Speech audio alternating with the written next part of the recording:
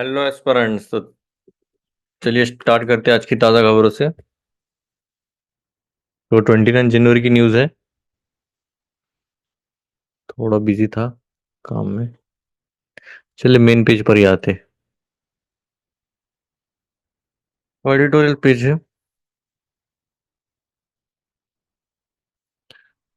A recovery and more as a report shows improvement in learning outcomes after pandemic and signals initial success of NEP। National education policy के ऊपर बोला इन्होंने कि काफ़ी अच्छा खासा इम्प्रूवमेंट देखने मिल रहा है लर्निंग आउटकम्स में। ठीक है, एक है क्लासरूम सक्सेस, ये उसी पर है। Breaking the ice, foreign secretary Vikram Misri's Beijing visit signals a thaw in India China ties, security dilemmas however remain. ठीक है, थोड़ा बहुत हमारा गलवान और ये कैलाश मानसरोवर यात्रा के ऊपर थोड़ा सा रहता है कि उधर एंट्री वगैरह ब्लॉक कर दी थी उन्होंने। The gender battleground as regulations tighten in US UK, complex rights versus science debate will emerge. अच्छा, बायसनेस तो रहेगा। What lies beneath a rediscovered Edvard Munch portrait initiative है। तो ये एक है। ये दो तो एजुकेशन पर ही है। Making Europe great again, make America great again. तो यूरोप के पीछे लगा इंडिया। आईएनसी मतलब इंक्लूसिव इक्विटी चैलेंज।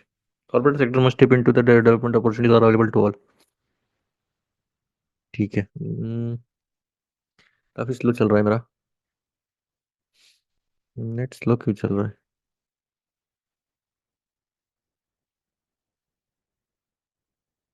मनी कांड by AI, DeepSeek breakthrough shows big tech need to build on billions of fund. तुम्हें पता है deep seek की वजह से जो यूएसए का जो स्टॉक है वो इतना बुरी तरह से गिर गया, ट्रिलियन डॉलर्स में गिर गया है। आई गेस ये भी दिया रहेगा इन्होंने। और ये साइड प्रोजेक्ट था जिस बंदे ने बनाया है ये। और ये किसने बनाया पता है? चाइनीज कंपनी एक है। चैट जीपीटी की तरह ही डीप सीक बनाया है इन्होंने। इतना बिलियंस ऑफ डॉलर डालने की जरूरत ही नहीं है, उन्होंने बहुत कम पैसों में बनाया। मतलब फाड़ दिया है पूरा। अभी तो रेस ही लग गई, एआई रेस लग गई है पूरी। ये पढ़ना पड़ेगा। डीप सिक्स लेसन मैसेज, वाह। ले लो, आ गया। एनवीडिया भी गिर गया। मार्केट राउट भी हो गया पूरा। यूएस का तो मार्केट ही पूरा नीचे गिर गया, अमर तो गिर गया था। और बुरी तरह से गिर गया। Trump fires many inspector general, what is their role? Fingerprint matching in crime investigation, ASER enrolment of what's side for early childhood education. चलिए देखते हैं, ये अच्छा है। देखो ये मेजरली अगर देखा जाए तो फोकस पूरा एजुकेशन पर दिया है इन्होंने, तो हम स्टार्ट से जाएंगे। देखो ये दो पेजेस काफी इंपॉर्टेंट रहते हैं। ये दो पेजेस के ऊपर ऑलमोस्ट आपका 90% काम हो जाता है। और बाकी 10% तो आप देख सकते हो ऊपर नीचे। पर ये अपना बाकी मंथली मैगजीन्स वगैरह तो हो जाएगा अपने। अगर मंथली मैगजीन्स नहीं देखे तो आप देख सकते हो, ऐप में है, नीचे डिस्क्रिप्शन में भी दिया है। अगर आपने ये कोर्स ले रखा है, एक्चुअली ये फ्री कोर्स है पूरा, तो आपको एक आइडिया लग जाएगा कि ये होता क्या है, कैसे फिल्टर आउट करना है, कैसे न्यूज़ को डिकोड करना है। अभी एजुकेशन जो टॉपिक रहता है जनरली देखा जाए तो ये यूनिवर्सल है यूपीएससी के लिए। मतलब ऐसा नहीं कि आपको बस एक पर्टिकुलर पेपर में ही पूछा जाएगा। ये अलग अलग डायमेंशन में भी पूछ सकते हैं, ये इवन एथिक्स में भी पूछा जा सकता है। फिर अपना मतलब किसी भी पेपर में डाल के किसको भी कनेक्ट करके पूछा जा सकता है। वुमेन एम्पावरमेंट से कनेक्ट कर सकते हैं ये, मतलब गर्ल्स एजुकेशन हो गया ये, या फिर वुमेन एजुकेशन हो गया, अडल्ट एजुकेशन हो गया, जो भी होगा। अलग अलग डायमेंशन इसमें कवर कर सकते हैं, तो आप एकदम होलिस्टिक इसका प्रिपेयर करके रखिएगा। जब मेंस आएगा तब हम एक वन पेजर नोट्स ही बनाएंगे इसके। तब हम देखेंगे इसे रिवीजन कैसे करना है, क्या करना है, कैसे कैसे टॉपिक्स को डिकोड करना है, सब हम देखेंगे। ठीक है। A man who does not read books has no advantage over the one who can not read them. तो वही बात है, अगर आप बुक्स नहीं पढ़ रहे हो तो आपको एडवांटेज बहुत कम रहेगा, या फिर जीरो एडवांटेज हो। आप बुक रीड मैंडेटरी है ही, पर एज अ हॉबी वगैरह आप दूसरी भी बुक्स पढ़िएगा। The hard things about hard things, या फिर जो भी आपको जो अच्छा लगे। एज अ क्या बोलते हैं, एक थोड़ा सा रिलैक्सेशन टाइप में अच्छा रहता है। तो क्लासरूम सक्सेस, चलिए देखते हैं, बड़ा आर्टिकल देखते हैं पहले। आप दिन की शुरुआत हमेशा हार्ड चीज से करिएगा, आपका पूरा दिन अच्छा जाएगा। देखो, एसर ईयर, एसर मतलब क्या है?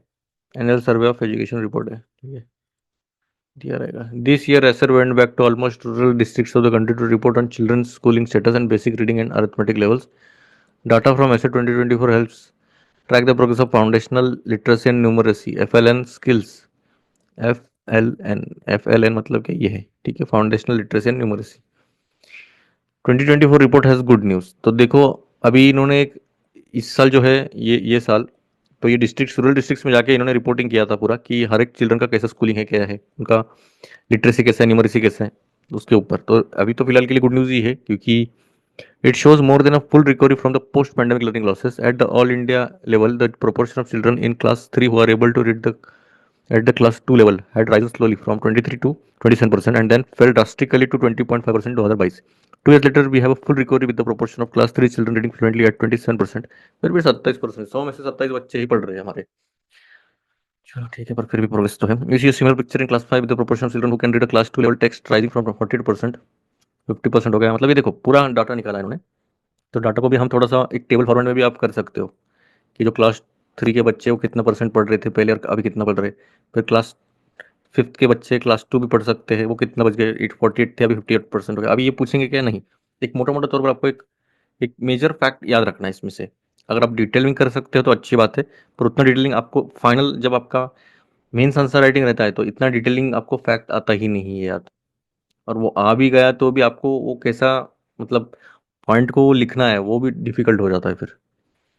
इन arithmetic the learning lost pandemic in 2022। देखो प्रॉब्लम क्या हो रहा था, एजुकेशन फील्ड में तो पहले ही थोड़ा सा हमारा पता है ना आपको, क्लास 8 का बच्चा क्लास 5वीं के बच्चे का कुछ पढ़ नहीं पा रहा था।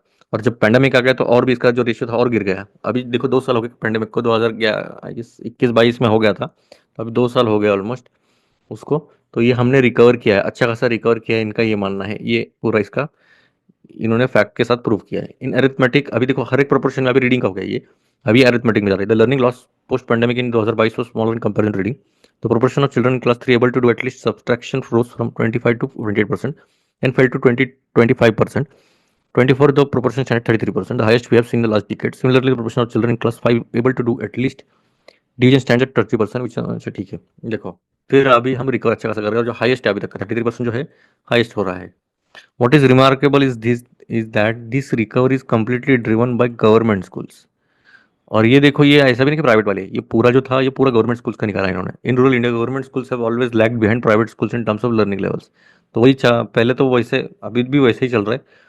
जो गवर्नमेंट स्कूल्स है वो कभी भी लैग कर रहे प्राइवेट स्कूल से। ठीक है, प्राइवेट स्कूल का जो एजुकेशन अगर कंपेयर किया जाए गवर्नमेंट से तो काफ़ी हम पीछे अभी भी, एक्सेप्ट वन स्टेट मेरे हिसाब से, दिल्ली। ठीक है, दिल्ली में ऐसा नहीं है, दिल्ली ने पूरा अलग ही गेम किया है एजुकेशन फील्ड में, गवर्नमेंट ही तगड़े बनाया उन्होंने। There is vast literature on the learning differential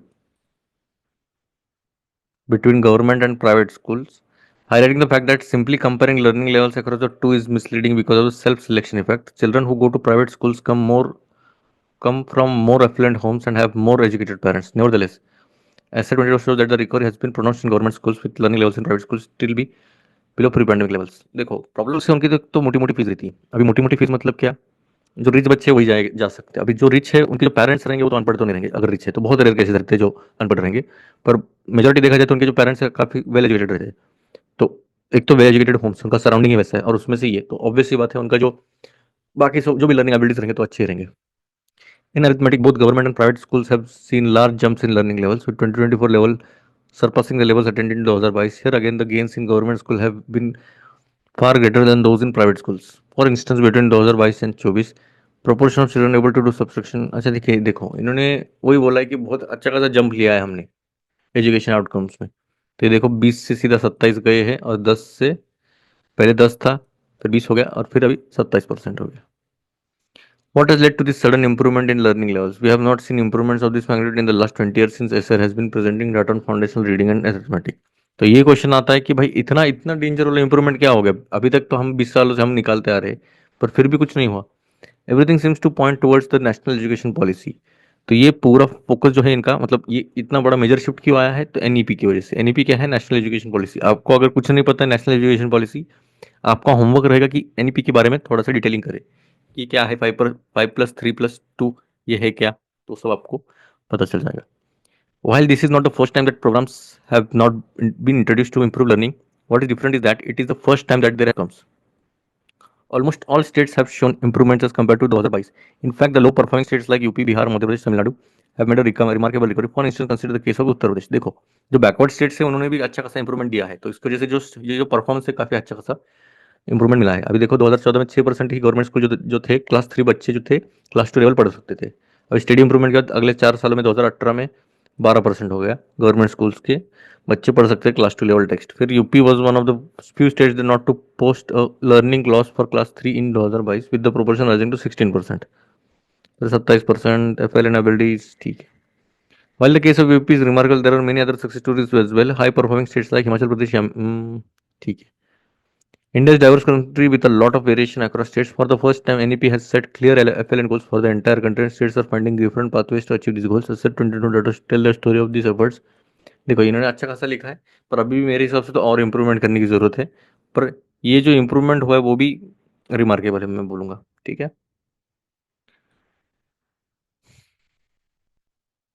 चलिए ये देखते हैं। अभी वही फाउंडेशनल स्किल्स के ऊपर ही इन्होंने पूरा दिया है। Today more than 100 million children, चलो इनका कंक्लूजन ही पढ़ते हैं अभी। कौन से सेक्शन में हमने अच्छा इंप्रूवमेंट किया, कौन से, तो वो बात है। Today more than 100 million children are in the foundational learning stage. When these youngsters graduate from school the country would be at a critical stage in releasing its demographic dividend. देखो बच्चे ही हमारा फ्यूचर रहता है, ठीक है। अभी देखो 100 million children जो है अभी फाउंडेशनल लर्निंग स्टेज में है, जब ये ग्रेजुएट होकर बाहर जाके कंट्री में, तो ये बहुत खतरनाक वाला डिविडेंड दे सकते हैं हमारे कंट्री के लिए। इसी को बोला जाता है डेमोग्राफिक डिविडेंड। तो ये अभी पॉलिसी मेकर्स के ऊपर है कि कितना जस्टिफाई करेंगे वो।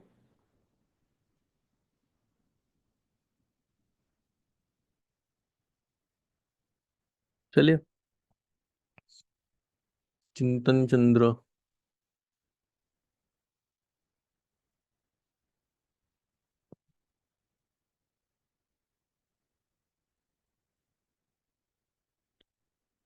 Money can't buy AI।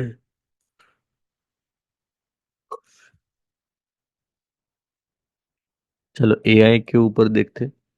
पैसा एआई नहीं खरीद सकता, सही बात है, पर पैसों के बगैर एआई हो भी नहीं सकता।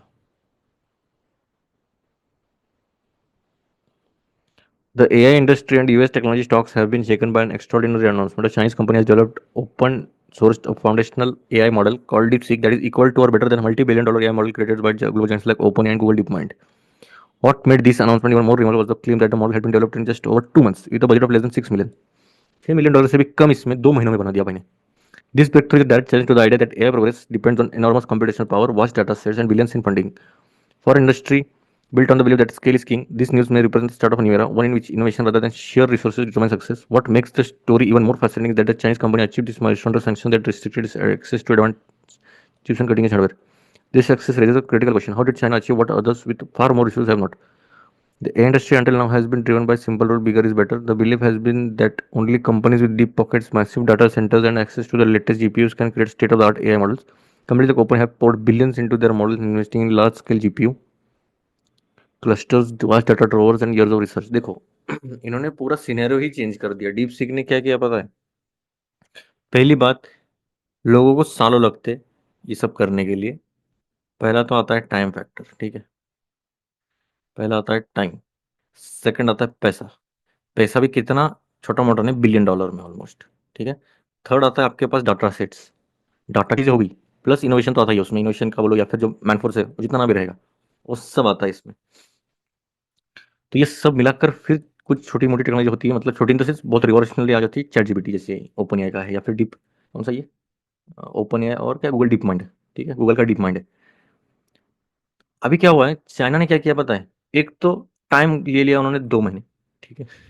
2 महीनों में इन्होंने, और ये जो बंदा था उन्होंने बस साइड बजट मंगाया, ठीक है। पहले तो आया टाइम बहुत कम लिया, पैसा भी $6 मिलियन, मतलब इसका ऑलमोस्ट कितना इनका आई गेस 10-20 बिलियन डॉलर लगा रहेगा इनको। तो इसको बस आई गेस 0.1% ही पैसा लगा। डाटा सेट्स, एक तो इनको एक्सेस भी नहीं था, चाइनीज कंपनी को एक्सेस भी नहीं था, फिर भी इन्होंने ऐसे बना दिया। और फोर्थ था इनोवेशन। हार्डली कोई मेरे हिसाब से 10-15 लोग ने बना लिया है ये, मतलब ज़्यादा बड़ी टीम भी नहीं, ज़्यादा एक्सेस भी नहीं। तो ये पूरा जो है, ये कंप्यूटेशनल पावर है पूरा। मतलब अगर आपको एआई यूज़ करने अच्छे से आ रहा है तो आप एआई का अच्छे से इस्तेमाल करके कम टाइम में भी कर सकते हो। तो इन्होंने एक अलग ही रेस तो स्टार्ट हो गई है वैसे। जैसा स्पेस वॉर चल रहा था, अभी एआई वॉर चलेगा। These Chinese breakthroughs turns that logic on its head. If high-performing AI can be built quickly and cheaply, the exclusivity of cutting-edge AI disappears. Open sourcing the model further democratizes the playing field, ensuring that anyone, startups, researchers, or even small business can build on this technology without needing to match the GPU market in the data center operators. who are scaling infrastructure for AI may find themselves facing difficult questions. If AI progress no longer depends on expensive infrastructure, their value in the ecosystem may decline. Similarly, venture आप एक तो इतना खतरनाक break through ला रहे हो, इसमें high performing AI है जो क्विकली और चीपली सभी के लिए अवेलेबल है। ये पूरा डेमोक्रेटाइज करता है, डेमोक्रेटाइज इन द सेंस सभी के लिए अवेलेबल होता है, स्मॉल बिजनेस हो या फिर स्टार्टअप्स हो या फिर रिसर्चर्स हो, जो कि अच्छी बात है। और देखा जाए तो एनवीडिया जैसी कंपनी जो जीपीयू का पूरा मार्केट रखती है, डाटा सेंटर्स ऑपरेटर्स है उनके पास, इंफ्रास्ट्रक्चर है एआई के लिए, तो अभी इनके ऊपर काफ़ी ज़्यादा डिफिकल्टीज आने वाली है क्योंकि इनका पूरा बुरी तरह स्टॉक गिर गया है। The Chinese companies success is a testament to the power of necessary driven innovation. Without access to advanced GPUs or vast computational resources available to Western labs, Chinese researchers were forced to think differently and find ways to build AI models efficiently. While the exact methods they used are not public, we can hazard some guesses. Instead of making the AI model bigger, the research likely focused on making it smarter. तो देखो, एक तो उनके पास access नहीं है data का, सबसे important वो ही रहता है। आप क्या, आपके पास डाटा ही नहीं तो आप क्या कमांड दोगे, है ना? क्योंकि ये एक्सेस तो दे नहीं पा रहे, तो जो रिसर्चर्स थे उनके ऊपर काफ़ी बड़ा सवाल था कि भाई आपके पास डाटा नहीं है फिर भी आपको वो बनाना है। तो वैसा देखा जाए तो आपके पास डाटा नहीं है, तो आप उसको एटलीस्ट स्मार्टर बना सकते हो, ना कि बड़ा। बड़ा बनाने से जाए स्मार्टर बनाओ। This development will send shockwaves across the global AI landscape and its impact will be felt keenly in countries like India. It challenges the West's over-reliance on massive infrastructure and capital, showing that innovation can thrive even in constrained environments. For emerging economics like our, this breakthrough is a reminder that necessity often drives the best innovation. देखो इसमें से क्या, देखो एक often drives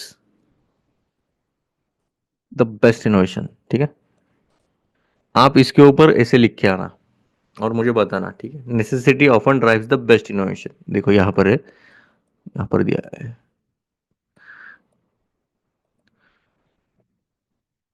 जरूरत जब आती है तब आपका जो इनोवेशन है वो काफी बेहतरीन बनता है। जब तक आपको जब तक प्यास नहीं लगती तब तक आपको पानी का जो इम्पोर्टेंस है वो समझ में नहीं आएगा। एकदम 2 दिन 3 दिन से आप प्यासे हो और जब आपको एक छोटा हाफ ग्लास भी अगर दिख जाता है तो आप समझ सकते हो फिर वो पानी की अहमियत क्या रहेगी, आप फेंक तो नहीं दोगे unless you are, you know. For Western companies like OpenAI, the announcement is a wake-up call. Until now, the assumption was that scaling up, building bigger and more powerful models was the key to staying ahead. This approach worked because the West had access to the best chips, data centers, and research talent. But if AI progress is no longer tied to brute force, those advantages may count for less. तो देखो western company जो थे अभी तक का record है कि जो वेस्टर्न कंपनी से वो पूरा डोमिनेट कर रहे थे ये मार्केट। मतलब भले सब ब्रेन्स, हमारा जो पूरा ब्रेन ड्रेन है वहां पर है यूएसए में, मतलब वेस्टर्न कंट्रीज जो भी रहेंगे उनके पास बेस्ट चिप्स है, डाटा सेंटर्स है, रिसर्च टैलेंट है, सब है। पर अभी इतना ही सब पैसा डाल के भी अगर देखा जाए तो ये पूरा मोनोपोलाइज ही चल रहा था, पर अभी पूरा तरह से गेम ही चेंज हो गया है। और ये इंडिया के लिए भी सीखने जैसा ही है। India in particular can draw important lessons from this. If the next phase of AI innovation is about smart design and efficiency rather than scale, India could become a major player. Our strong base of software talent, frugal engineering mindset, and entrepreneurial ecosystem position as well to capitalize on this shift. The Chinese breakthrough is much a political story as it is a technological one. By circumventing the need for Western hardware and capital, China has proven that sanctions can push innovation instead of stifling it. भले आपके पास कितने भी sanction लगे हो क्या भी हो, पर आपको अगर जब जरूरत हो तो आप कुछ भी कर सकते हो। But this openness also comes with risk. Making such a powerful model freely available raises concerns about misuse. अभी मिसयूज ये बोलेंगे, अभी मिसयूज करेंगे, ये अमेरिकन वाला ही बोलेगा ना। अभी ये अभी खुद जब फ्री दे रहे थे तब मिसयूज नहीं हो रहा है, जब चाइना दे रहे तब मिसयूज हो रहा है। वैसे कर भी सकते नो डाउट, ये भी क्या कम है क्या? पान गुटखा बेचने वाला ही बोलेगा कि इससे कैंसर होता है तो कैसे चलेगा, है ना? Rogue states to criminal organisation could weaponise this technology, government around the world including India, से इंडिया को थोड़ा सतर्क रहना चाहिए। Will need to work together to create framework for responsible AI use while balancing. देखो इसका तो खतरा है, ठीक है? किसका खतरा है? मिसयूज का खतरा है, प्लस जो बैड एक्टर्स है जैसे कि क्रिमिनल हो गए या फिर वेपनाइज हो गए, वेपनाइज करना चाहिए इसका टेक्नोलॉजी, तो उसके ऊपर थोड़ा सा देखना चाहिए, रिस्पॉन्सिबल एआई की तरफ हमें चलना चाहिए, ऐसा इनका मानना है। This development represents a turning point in the AI industry. If high quality foundational models can be built cheaply and quickly, the focus of innovation will shift. Companies will prioritize building smarter, more efficient, using scale. The real value in AI will come from it how it is applied, customized and integrated into real world. For India, this is an opportunity to rise। मोटा मोटा तौर पर तो ये पूरा शौक में ही गए जो भी आर्टिकल लिख रहे। कि इतने कम समय में इतना बेहतरीन बनाना, प्लस इनके पास कुछ ना रह के। ये तो इसरो की कहानी लग रही है मुझे। इसरो के पास भी उतना पैसा नहीं था। हमने साइकिल पर, पहला जो हमारा जो मिसाइल था, हमने साइकिल पर लेके गए थे। एपीजे अब्दुल कलाम के टाइम की बात कर रहा हूँ मैं। आप विंग्स ऑफ फायर पढ़िएगा, आपको दिख जाएगा उसमें photo.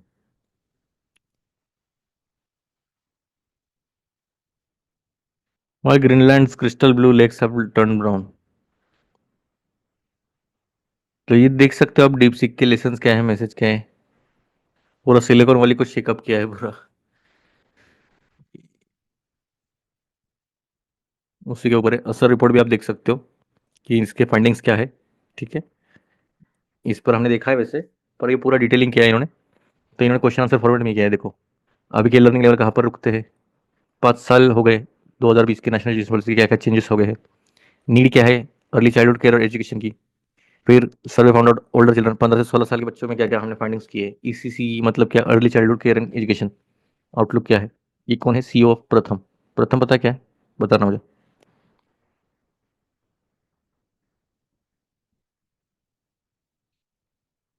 Top US AI developers companies rush to analyse DeepSeek low cost models. अभी इसके ऊपर रिसर्च होने वाला कि इन्होंने बनाया कैसे।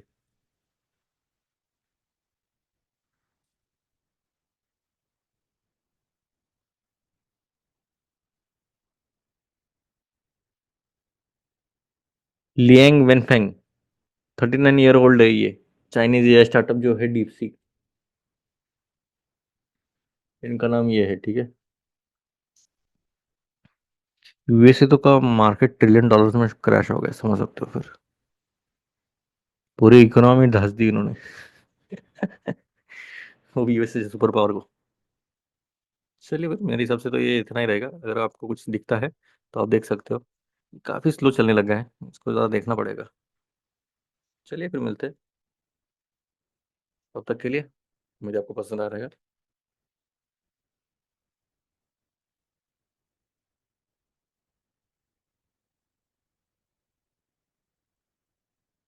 जय हिंद।